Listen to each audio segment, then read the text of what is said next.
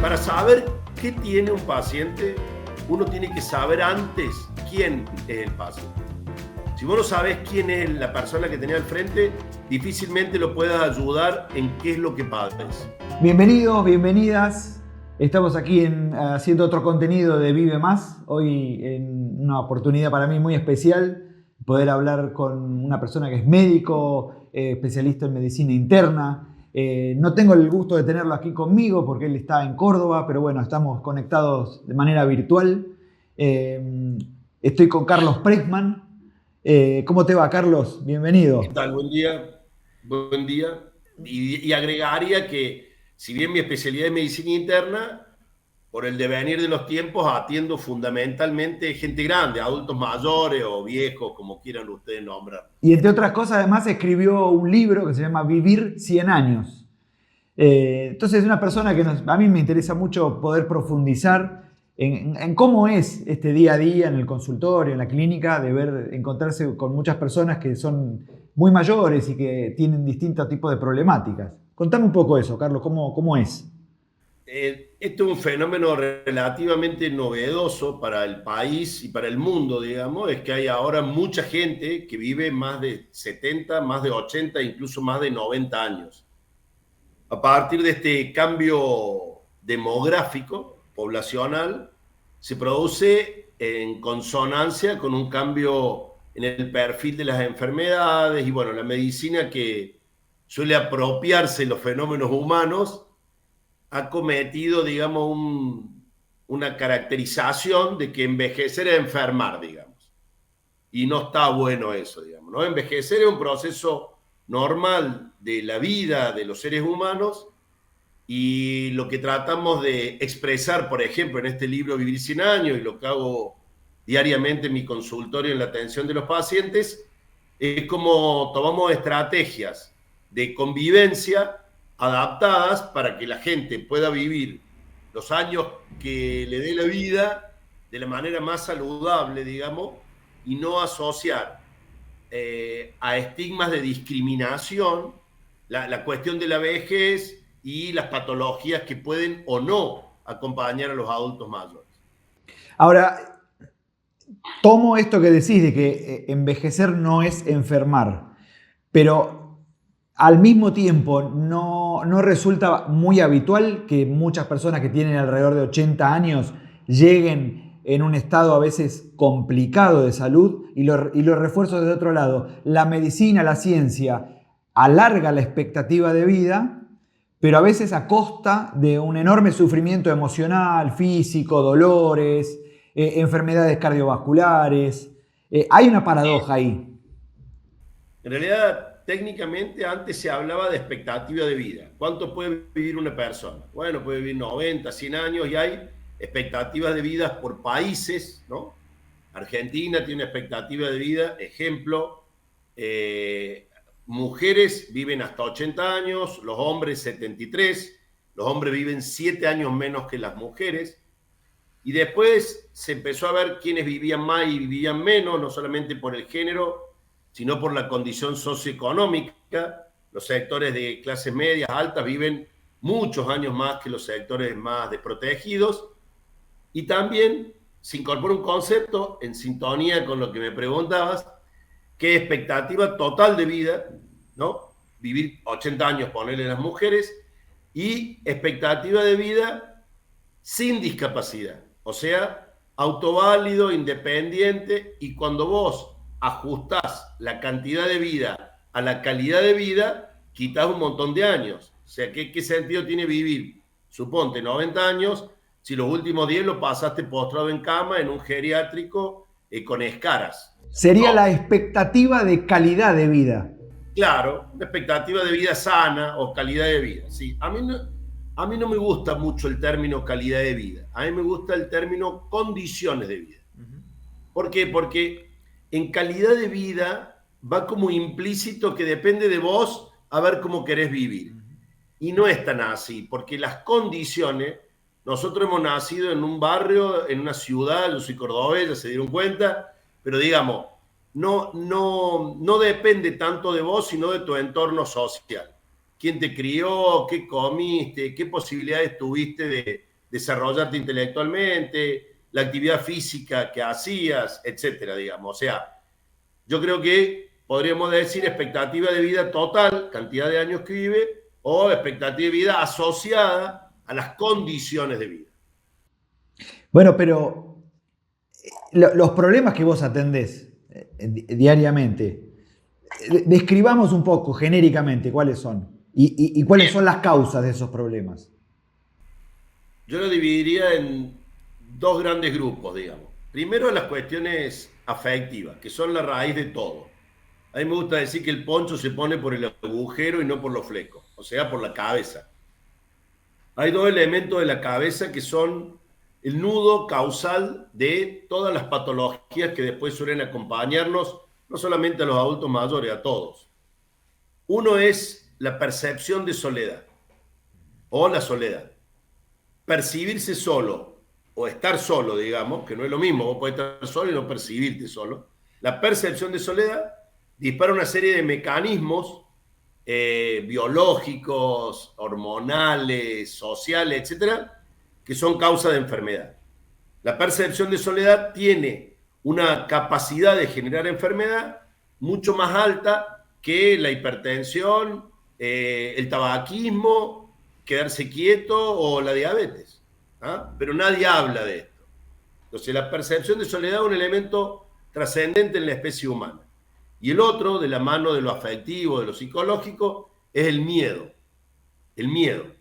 Cuando tenemos miedo, cuando sentimos miedo, y ese miedo es un miedo patológico, también aparecen una cantidad de respuestas humanas que nos enferman. Entonces, si pudiéramos sugerir un elemento trascendente, es funcionar en sociedad, y lo contrario del miedo, que uno lo aprendió hace poquito, es la fe. O sea, tener una posición que tan irracional como el miedo es lo irracional de tener fe, digamos. Y no hablo de cuestiones religiosas, ni mucho menos, sino de cuestiones espirituales, afectivas, de creer que algo va a salir bien y no creer que algo va a ser una tragedia, digamos, ¿no? O sea que para vos, cuando uno piensa en una persona vieja, una persona mayor, con achaques en el cuerpo, uno piensa primero que nada en el cuerpo. Sin embargo, vos le ponés primero el acento a lo emocional como un gran disparador de problemas. Total y absolutamente. Primero hay que, vuelvo a repetirle el ejemplo del poncho que a mí me gusta. Primero hay que verle la cabeza al paciente, el adentro. Para saber qué tiene un paciente, uno tiene que saber antes quién es el paciente. Si vos no sabés quién es la persona que tenés al frente, difícilmente lo puedas ayudar en qué es lo que padece. Entonces, todos los elementos son el núcleo central de las patologías. La percepción de soledad y el miedo. Eso por un lado. Y por el otro, hay dos elementos universales que atraviesan la existencia humana que tienen que ver de manera trascendente en el impacto que tiene el envejecimiento en las personas.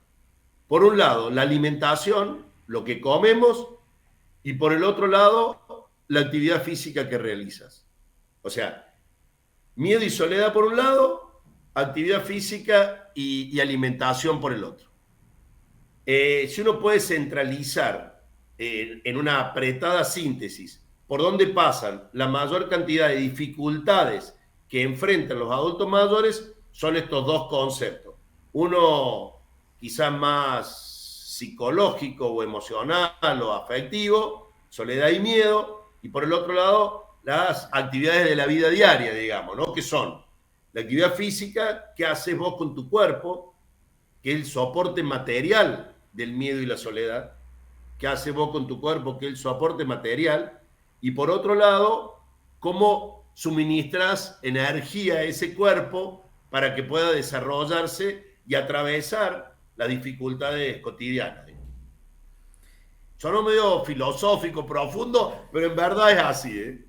No, está muy bien porque tampoco estamos acá generando contenidos para dar recetas mágicas. Me parece que son caminos que después cada persona tiene que poder implementar a su manera, descubrir qué le sirve, qué no le sirve. Anoche cuento un caso, porque la gente recuerda historias, digamos, no números y cifras. El último paciente, no falta la verdad, hay testigos, digamos. El último paciente de anoche, una mujer llega, 82 años, pero muy bien, enterita, digamos, en silla de ruedas. ¿Está bien? En silla de ruedas.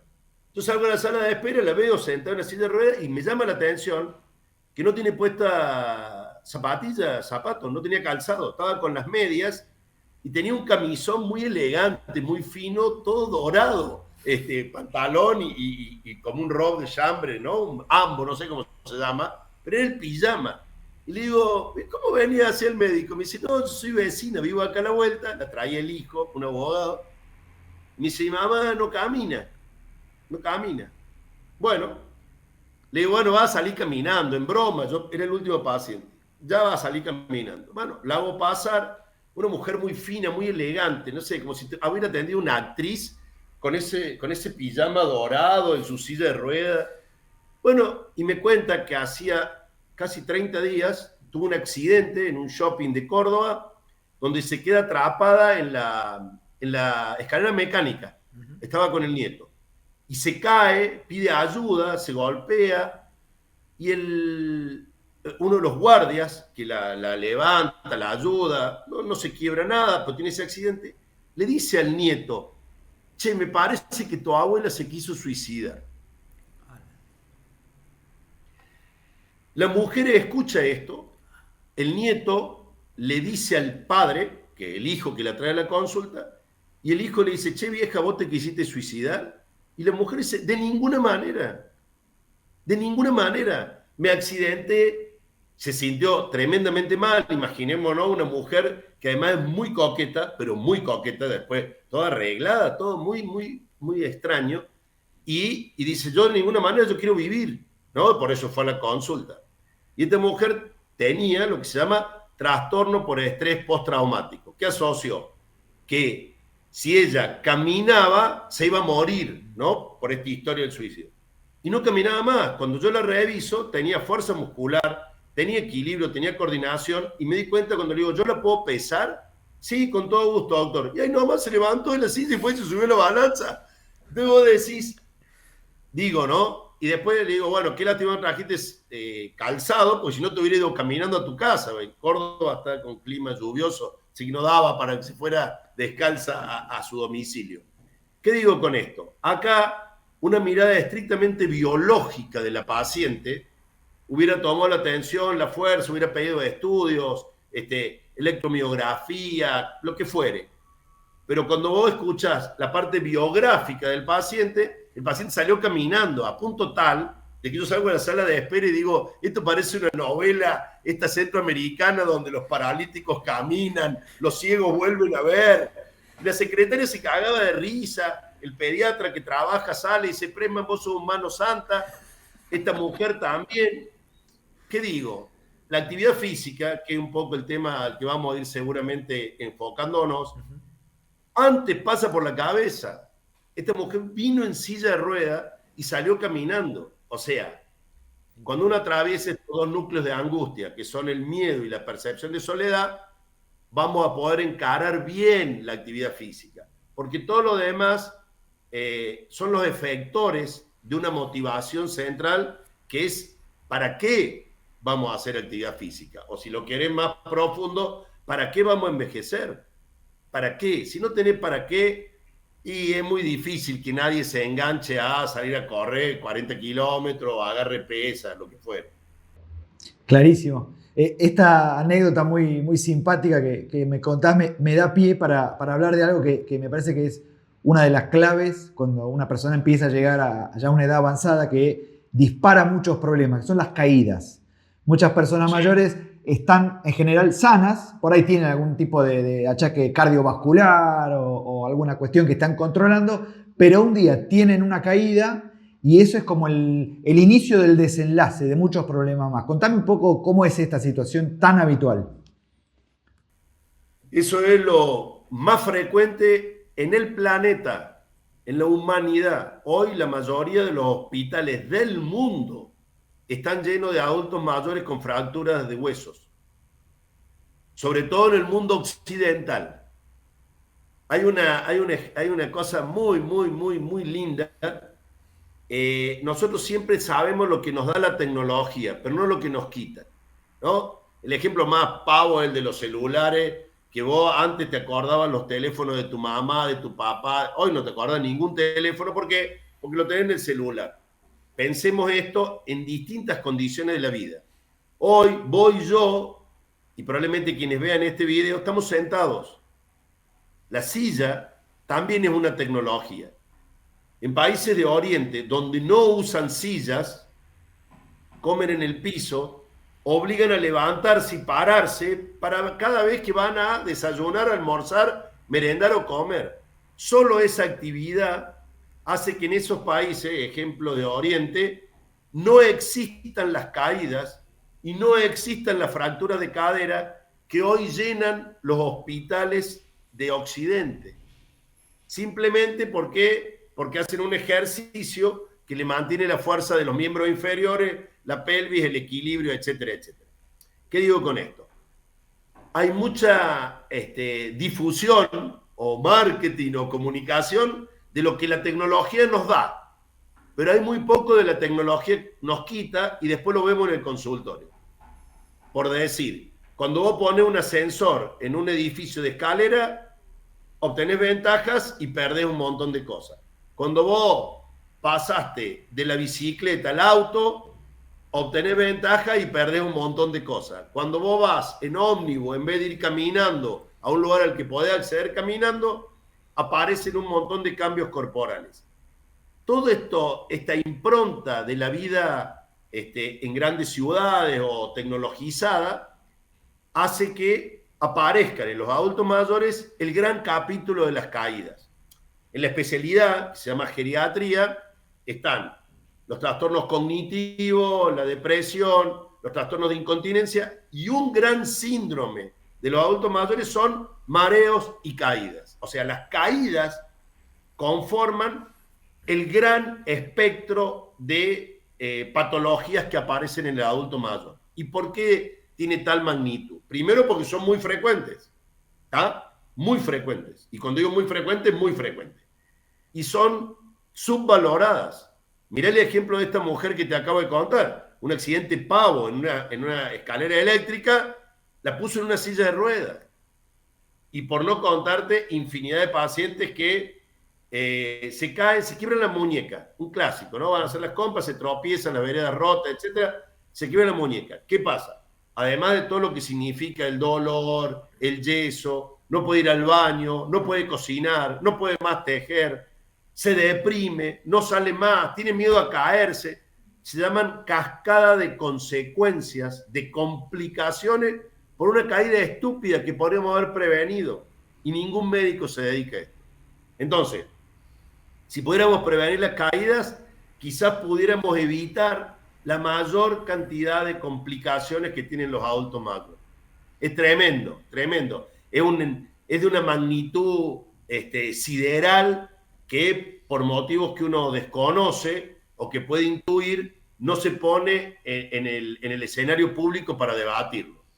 Dijiste recién, podríamos haber prevenido y ningún médico se ocupó de eso o algo así, ¿no? Y para mí esa es una de las grandes claves, que es que la medicina, mal que nos pese, como estructura general, está más planteada para responder al dolor, al síntoma, al problema, que a la prevención.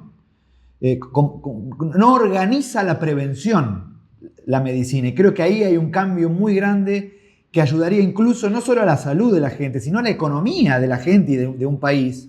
Porque me imagino la cantidad enorme de recursos que se gastan en esos hospitales llenos de viejos fracturados, por ejemplo, ¿no? Y ni hablar en si uno le agrega calidad de vida, cómo esa persona está activa, viaja, come lo que le gusta. Entonces, es todo un ciclo positivo, ¿no? ¿Qué se puede hacer para cambiar esa cultura, para empezar a modificar el tema de la prevención como una de las prioridades? Porque intuyo que, volviendo a lo de las caídas, lo primero que hay que hacer es que esas personas no se caigan. ¿Cómo? Fortaleciéndose, haciendo más ejercicio, siendo conscientes de que necesitan hacer un poco más de esfuerzo para estar bien, no para pasarla mal. Sí, yo primero, antes que nada, no trabajaría con los médicos, digamos. ¿Por qué? Porque los médicos vivimos de la enfermedad, no de la salud. Entonces hay un punto donde casi que le conviene más a un médico si uno es traumatólogo y bueno, está esperando poner una prótesis de cadera, digamos, si no, no labura y no gana dinero. Y todo el sistema sanitario está plantado sobre la enfermedad. Los médicos ganamos más dinero cuanto más enfermos vemos. ¿Por qué habríamos de hacer prevención?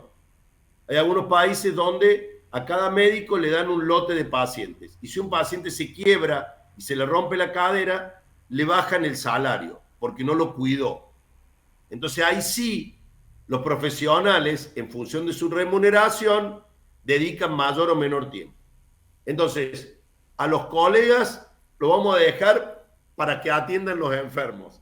Focalicémonos en qué podemos decirle a la gente, pero no a los viejos, a todos. Digamos, acá hay un concepto previo que hay que internalizar. El viejo soy yo más tiempo. El viejo soy yo más tiempo. Cuando uno internaliza ese concepto y plantea esto que decía Fernando de qué podemos hacer para que la gente no se caiga y se quiebre y se rompa, bueno, ahí sí empezamos a hablar de lo que se llama la actividad física y los nuevos conceptos que hay alrededor de la actividad física y que no hay nada, pero nada, no hay alimentación, pastilla, no hay nada que reemplace a la actividad física. Nada. A mí me gusta usar un ejemplo en el consultorio, que lo hago habitualmente. Yo le pregunto al paciente cuál es el auto que más le gusta, ¿no? Y bueno, distintas respuestas. Entonces yo le digo, mire, yo le voy a regalar ese auto 0 kilómetros. 0 kilómetros. Yo se lo regalo. Y usted lo guarda en el garage. 1 año, 2 años, 3 años, 4 años. Y después cuando lo va a querer usar, ¿anda o no anda? Y el paciente me dice, no, no anda. Se le desinfló las gomas, la batería, se secaron las, qué sé yo. Y es un 0 kilómetro del auto que más le gusta. Y los pacientes que uno ve no son 0 kilómetros, sino que son rodados, digamos que son R12. No te dejan a pata, pero... Entonces, estos R12 que vemos por las ciudades son autos que se mantienen andando, digamos. El ser humano llega a 90 o 100 años caminando, si no, no llega. O sea, se llega a edades avanzadas caminando, se previene caídas caminando. O sea, parece un contrasentido, como decíamos antes. No hay forma de evitar las caídas que previniéndolas con actividad física. Después podemos entrar en detalles cuál es la mejor actividad física. Pero si el universo de personas que puedan ver esta charla no camina media hora por día, no hay arranque, digamos, no hay comienzo. Todo el mundo debiera caminar de mínimo media hora diaria. Todo el mundo debiera caminar de mínimo media hora diaria. Yo en broma digo, si uno fuese Dios, digamos, y viene un representante de la tierra a decirme, che, Dios, ¿qué podés decirnos para que la gente se enferme menos y se muera menos? Caminen media hora por día. Solo con caminar media hora por día aumenta la expectativa de vida, disminuyen los riesgos de caída. Bueno, los beneficios son, así como las cascadas de complicaciones por caídas son enormes, los beneficios también con la actividad física. Te escucho hablar y sé de tu ya experiencia de décadas tratando con estos temas y me imagino que vos siempre incluís en las recomendaciones camine media hora diaria como un consejo que está en todas tus recomendaciones. ¿Qué sabe hoy la ciencia como novedoso para aportar a que tal vez esa indicación que vos le diste a mucha gente durante mucho tiempo sea incluso insuficiente? ¿Qué otras cosas sabemos hoy acerca de qué se puede hacer con respecto a la preparación física que son muy importantes? Bien, tan trascendente este tema de la actividad física que en estos últimos, no te digo mucho, estos últimos 10, 15 años, han aparecido colegas que han especializado su formación, así como yo tengo medicina interna y terapia intensiva, en lo que se llama medicina del deporte, y después medicina de actividad física, y después otras disciplinas que vinieron a enseñarnos que se podía vivir mejor, digamos, ¿no? Profesor de educación física, otras disciplinas vinculadas a la actividad física, como puede ser el tai chi, el yoga, el qigong, otras destrezas. Kinesiólogos. Y kinesiólogos, fisioterapeutas, exacto, sí, gracias. Entonces, estas especialidades o disciplinas nos han enseñado que además de caminar hay ejercicios del equilibrio y últimamente se ha incorporado un concepto que cada vez adquiere más fuerza, y valga la redundancia, que es la fuerza física. Durante muchos años, años atrás decíamos dolor, reposo, dolor, reposo. Ahora decimos dolor, actividad física. Y antes decíamos dolor, actividad física, tranquila, despacito, respirando, actividad física aeróbica, sin resistencia, sin fuerza muscular. Y ahora la última evidencia científica nos dice que ante la aparición del dolor, que va acompañado a los procesos de artrosis o de degeneración osteomioarticular, decimos actividad física. El paciente tiene que hacer actividad física. Y ahora redoblamos, digamos, la propuesta y decimos actividad física intensa, anaeróbica, o sea, sin oxígeno, contra fuerza, haciendo ejercicios que fortalezcan y oxigenen a los músculos y los entrenen, porque antes vivíamos 60, 70 años, ahora podemos vivir 90 o 100. No es lo mismo llegar caminando que en silla de ruedas. Si queremos evitar caídas, utilización de prótesis, ortesis para movilizarse, dependencia del entorno, si queremos conservar una vida independiente y saludable, tenemos que hacer actividad física y a su vez actividad física que oriente a la construcción de fuerza muscular. En esta epidemia de sedentarismo, de gente quieta en sillones, mirando pantallas, ¿cómo hacemos para cambiar esos hábitos tan instalados, tan aferrados? La gente está muy acostumbrada ya a determinados hábitos y costumbres. ¿Cómo hacemos para cambiar esos hábitos en estas nuevas formas de vida saludable? Bueno, lo que dijiste vos me parece fantástico, es una definición. Hay una epidemia de sedentarismo. Yo creo que lo primero que tenemos que hacer es visualizar el problema. Así como una epidemia de COVID, o una epidemia de sedentarismo, o una epidemia de pobreza, ¿no? Hoy, digamos, el mundo occidental atraviesa una epidemia de sedentarismo que va acompañada de una epidemia de alimentos procesados. Entonces, ¿cómo revertir esas condiciones de vida? Es muy complejo, digamos. Yo creo que lo máximo que puede producir entrevistas de este tipo o estrategias comunicacionales es decir que cada uno pueda darse cuenta de lo que está pasando. O sea, atravesamos una epidemia de sedentarismo. Sin actividad física no hay posibilidad de longevidad. Así de simple y de claro. El tema es que esta vida urbana, muy asociada a pantallas, celulares, etcétera, acota los movimientos físicos, pero en cosas de las más nimias. Antes vos, para cambiar el canal de televisor, tenías que levantarte y mover una perilla. Ahora desde la cama vas cambiando los canales. Antes en los autos vos tenías que mover el brazo para bajar el vidrio. Ahora no existen autos que no tengan baja vidrio eléctrico, por no hablar de la dirección hidráulica y tantos beneficios. Entonces, lamentablemente hay que buscar estrategias de convivencia con la tecnología, con las condiciones de vida a las que uno le sume actividad física. ¿Cómo hacemos con esto? programas, aplicaciones que te dicen, che, hace ya media hora que estás sentado frente a la compu, hace determinado ejercicio, movete, salí a caminar 15 minutos. Ir buscando espacios también donde uno no solamente se mueva, sino que trate de tener contacto con la naturaleza. Y esto no es un dato menor. Hay un trabajo muy interesante de neurología en donde hablan de lo que es la vitamina N, que es vitamina naturaleza. En un trabajo hecho en Japón, llevaban a caminar a ciudadanos japoneses por el centro y llevaban a caminar el mismo grupo a bosques o parques, en donde tenían contacto con árboles, con tierra, con pájaros, con... Entonces, y eso producía una cantidad de biomarcadores mucho más saludables que caminar en el ámbito urbano o domiciliario.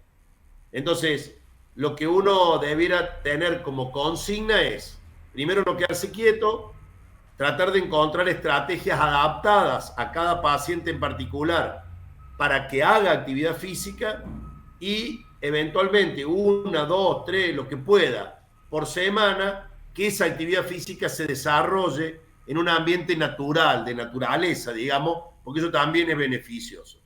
Y siempre, en todas las consignas, digamos, tiene que haber un para qué. Tiene que haber un para qué. Y este para qué tiene que ver con esta cuestión que arrancábamos la charla más existencial. ¿Para qué vamos a llegar a viejo? ¿No? ¿Para qué envejecer? ¿Para qué estamos en esta vida, digamos? Entonces, cuando uno dice camine media hora por día, el paciente no encuentra un para qué. Pero si él dice, no, yo voy a ir media hora todos los días, la primera vez voy a ir a la verdulería, entonces voy, doy una vuelta por tal lado y me vuelvo con la compra de la verdulería. Cuando hay un para qué aún muy sencillo, que es la supervivencia de la comida, le va dando un sentido a la actividad física. La actividad sin sentido no se puede sostener en el tiempo. Cuando hay un para qué muy fuerte, sí se logra sostener. Y tiene que ver con el deseo de cada uno. En lo personal, yo me había quedado muy quieto, por lo mismo que nos quedamos quietos todos, laburo, familia, trabajo, guita, lo que fuere. Y encontré un hueco, a mí me gusta nadar. Entonces yo voy a nadar todos los días 1 hora. Todos los días yo voy de 8 a 9 de la mañana a nadar. Che, tenemos que hacer una reunión, no, a las 9:15. Tenemos que hacer una entrevista, no, a las 9:15. O sea, yo de 8 a 9 no existo para nadie, existo para mí. Y me meto a nadar. Y así todo, que me gusta nadar, ¿cuál es la idea que yo me pongo en la cabeza? Esto cuento como para dar experiencia, digamos. Yo me imagino que vivo al otro lado de un río que mide 2 kilómetros.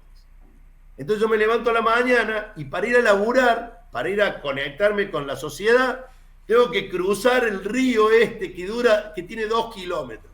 Entonces me levanto a la mañana, me voy a nadar, cruzo los 2 kilómetros y empieza mi vida en sociedad.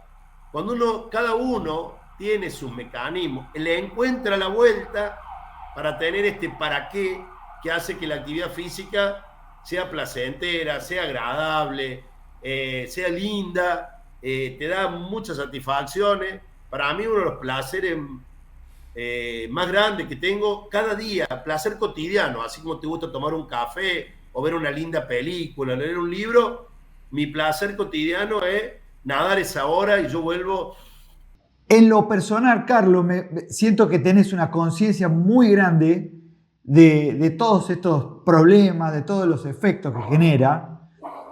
Y me pregunto, ¿cómo imaginás vos tu vejez? ¿Cómo te imaginás dentro de 15, de 20 años? ¿Qué tenés en tu cabeza? ¿Lo padecés? ¿Lo sufrís? No tengo pensada mi vejez. Lamento desilusionarte, pero no pienso, no, estoy más en el día a día, más en la cotidiana. Quizá esta crisis que estamos atravesando los argentinos me pone en un grado de inmediatez que aleja estos proyectos a largo plazo, digamos. Estoy más en una posición de cuidar el cuerpo en la cotidiano para que toda esta situación de incertidumbre y dificultades no termine enfermándome. pero no estoy en un planteo a largo plazo. Hoy te diría que no me imagino en mi vejez. O sea, desearía tener una vejez saludable, pero hoy el grado de urgencia en el que uno se encuentra, como quizás la mayoría de los argentinos, está más en un planteo de inmediatez y de sostener esto que uno hace cotidianamente de actividad física. Trato de no suspender por la crisis económica la actividad física, priorizar, aunque me cueste, digamos, el tema de la natación, es más barato utilizar la pileta que los medicamentos, las prótesis o la fractura que voy a gastar después. O sea, te diría que estoy en un planteo de acomodamiento, priorizando lo más saludable, tratando de no ingerir demasiado alcohol, comer lo más sano posible y sostener sobre todo la actividad física, que es lo primero que uno restringe en situaciones de crisis. Te encontré una situación adversa de crisis, ¿qué hace? No pago más el gimnasio, no compro zapatillas, no sal, y está recortando por lo que te va a salvar la vida. Yo había hecho una nota que decía volver al cuerpo y al cuerpo social. O sea, no olvidarse que sin un soporte material, que el cuerpo, no hay posibilidad de nada, ni de proyecto, ni de trabajo, ni de sueño, ni de vida sexual, nada. Entonces, prioridad, sostener el cuerpo en su actividad, digamos, y su potencialidad. Pero pensarme de acá a 10 años no forma parte de la agenda, te diría. Bueno, pero te voy a obligar a pensar, porque Bueno, el final de la entrevista a mí me gusta a todos hacerle la misma pregunta, que es uno de nuestros disparadores, ¿no? ¿Qué te gustaría poder hacer a los 80? O dicho de otra manera, ¿qué lamentarías no poder hacer? Pensándolo en cuestiones muy cotidianas, muy específicas. la verdad, me gustaría llegar a los 80 como estoy ahora. Exactamente igual, no pido nada más. O sea, poder seguir yendo a nadar todos los días 2 kilómetros, tal vez tarde más tiempo de lo que tardo ahora, pero no me jode. Poder ir al baño normalmente, comer, juntarme con amigos, seguir yendo a ver cine, digamos, si vos me decís cómo me gustaría estar a los 80, que todavía me faltan 18 años, y compro quedarme igual como ahora, digamos, no pretendo mucho más de lo que ya estoy haciendo ahora. Carlos, ha sido un gusto enorme. Espero que sea Bueno, la primera de otras charlas. Te sí, mando... yo deseo que pueda servirle a alguien, básicamente, más allá del vínculo que nos une, afectivo, que le pueda servir a alguien, que alguien le diga, mira, che, voy a hacer esto, me voy a cuidar con esto. Si logramos hacer pensar en esto, ya valió la pena este encuentro. Abrazo enorme a la distancia, Carlos, gracias. Chao, que anden bien.